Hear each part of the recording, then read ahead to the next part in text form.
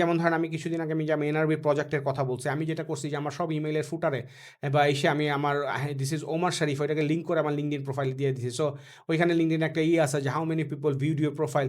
So ওইখানে আমার 2500 পর্যন্ত উঠে গেছে, যেটা টিপিক্যালি নর্মালি মানুষজনের হয়তো 50টা 30টা 100টা থাকে। সো তারপরে আবার ধরেন আমরা যে এখন আমার ট্যুর সেন্টার পডকাস্টে যে রিটা বাইর হলো, ওইখানে আমি আমার ওই পডকাস্টের পেজে নাফিস ভাইদেরকে বলছি যে আমার ওই লিঙ্কডিনের এটাও করে দেন।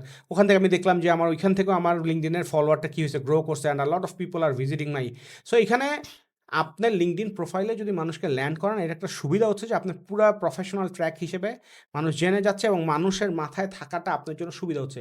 যখন সে দেখতেছে brands like Chaldal, brands like Arventure, brands like Sheba, brands like TikTok, brands like Zettabytes, banks light, আপনার নেক্সট লিডার্স, এইরকম যখন দেখতেছে তখন তার কাছে পার্সোনাটা স্ট্রং হচ্ছে।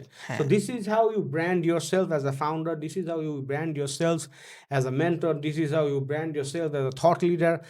এবং আপনি যদি লিডারশিপে যেতে চান এবং মানুষের লাইফে কন্ট্রিবিউট করতে চান, মানুষকে হেল্প করতে চান, LinkedIn is a very nice place to establish your self.